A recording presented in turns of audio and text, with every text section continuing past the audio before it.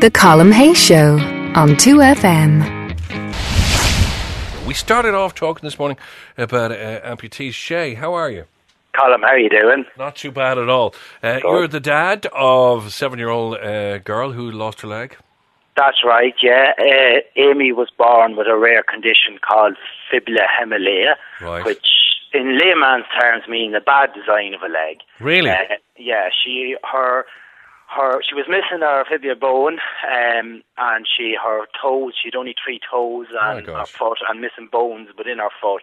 So she'd no structure within her leg, you know. And was that both legs or just one leg? No, just one leg. Just the one leg. Yeah, just one. And she was very lucky. Her hip, the bad design, as we call it, from her hip down. Her hip was in good order, which was a massive bonus for her, you know. But she and it's just pure chance, is it, that this happened? Yeah, very, very few. At the time when Amy was born, I think there was 14 cases within Ireland that year. Then when she was born, like, you know. So obviously, as soon as she is born, you're aware of this, are you? Oh yeah. Well, we didn't know prior to she was born, and it was a bit of a shocker, all right, when she was born, and that. But it was something we had to deal with, and she was born in Drogheda, and I had to go off to Drogheda. They were very, very good.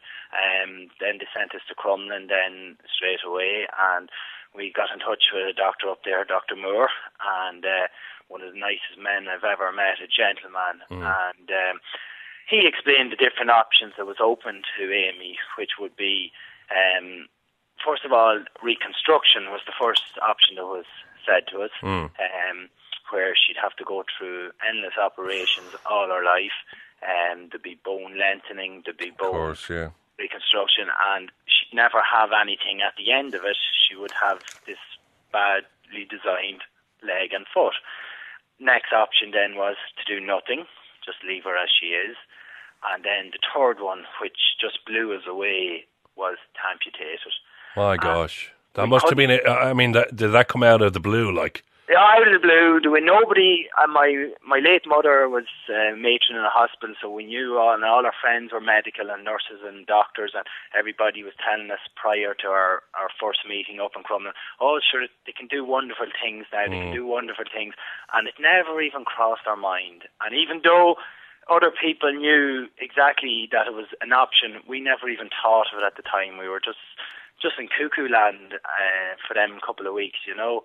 So initially, what I'm just thinking, Shay, what a tough decision that you have to make then. I mean, that just is. That's where my hat goes off to Dr. Moore. Like, he actually had the decision made. He gave us the options, but he knew in his own professional, that amputation was the way to go, because there was so much work. Even though the man is quite capable of doing the reconstruction, they're unbelievable. But for quality of life for Amy was to amputate it. And now she still had to get limb lengthening on her femur bone, for her thigh bone.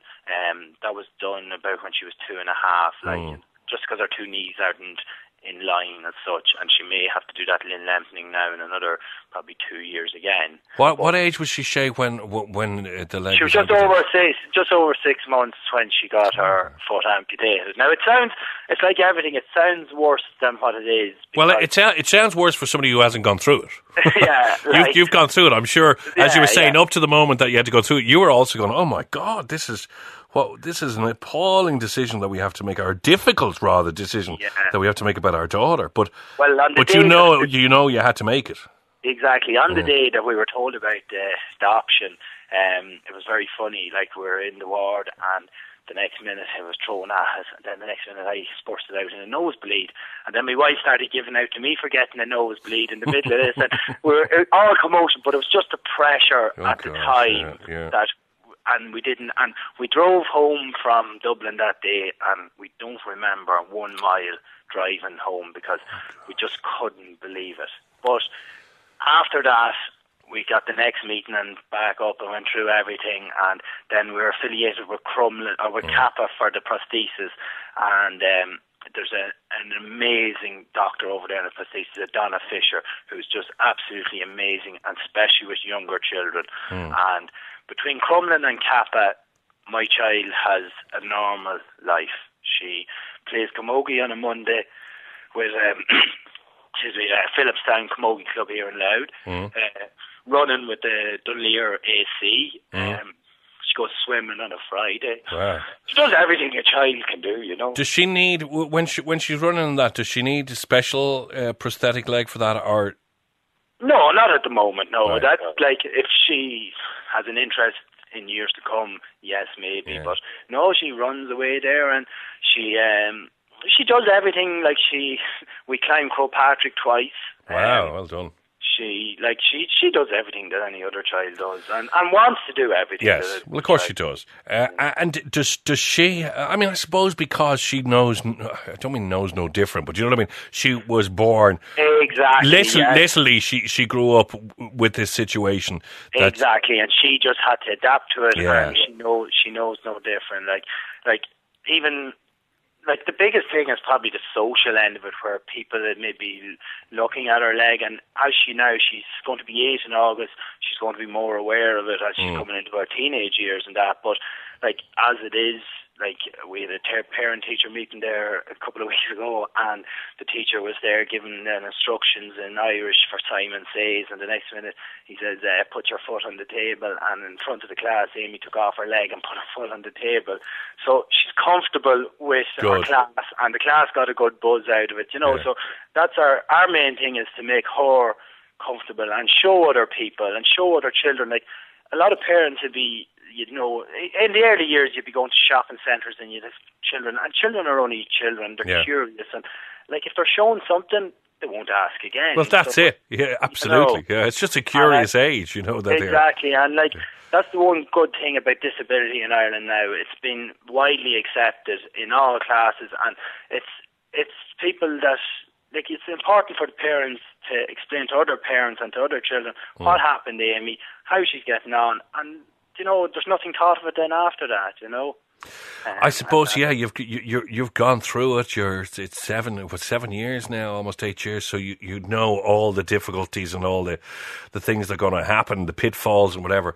Do you speak to other parents? Are you doing something through Crumlin that you are? Yeah, speaking well, we do be asked by Crumlin to maybe talk to some parents that are considering their operation, because there'll be different levels. Like, there has been some children who have gone through surgery for maybe 3, 4, 5 years, and they still hadn't made the decision. And there's one case in particular, and like, the child was gone in and out, and every operation was failing. Like, there's different. Like, each child could have a different complaint, but maybe need the same remedy. And the child we came down to our house, we spent an afternoon here to see the child, our Amy, running around the place, and he just shook our hand leaving, and he says, "You've made up our mind." And she had the amputee, then she got a prosthesis a couple of months after that, and we just touched base with them, child flying. Very good. So it is amazing. But the big thing is, like, we actually attend a social group in Dock for the Irish Wheelchair Association for children with different types of complaints, and some are in wheelchairs, some are not. But it's a social group for the children to see all the other disabilities, and it's absolutely brilliant, you know. That's good. And so it's just for other parents to know, like, don't shy your child away. Let them see, let the child see what's going on, and let the other children see. Like, it's Amy's party piece at most parties is to take off her leg and show the other children, and, you know, and if she can do this in front of other children, I, in my own opinion, reckon that she'd be great for the rest of life. It's kind of weathering her for life more so than anything, you know. Absolutely. If she's so comfortable with it and has that degree of confidence, as you say, to lift her leg up, take it off and show it to everybody. Exactly. And at the age of 8, she'll be grand. She says, and like in sport there, she's flying the sport. But do you mind if I put in a bit of a plug for her, Colm? No, you go ahead. Yeah, no, it's for Crumlin Children's Hospital. We, my friend and I, we organise a run on the Hill of Tara in County Meath every June for Crumlin Children's Hospital, but it's at 4 a.m. and it's called the Tara Dawn Run, and the website is www.taradonrun.ie, and all proceeds go to Crumlin. But we do it at 4 a.m. just as the dawn is rising. Excellent. Everybody gets a sausage sandwich, and we like to give something back to Crumlin and Dad, because it is. Amy's problem is just like a nick in the finger when you go up to Crumlin and you see the poor parents and the other poor children of serious ill children. So I'd just be asking everybody to support Crumlin, because you think you have problems. It's when you go up there you see other parents and you're right. Have to go through, Shay, listen, thanks for the call. Listen, no take care. Tell Amy you. we were asking for her, all right? Thanks, Colm. Okay, thanks very much. And when you talk about the Crumlin and all the work they do up there and the funding and everything, doesn't it just make you mad when you pick up the papers again? They still don't know where they're going to put that new hospital. Come on now. 2FM.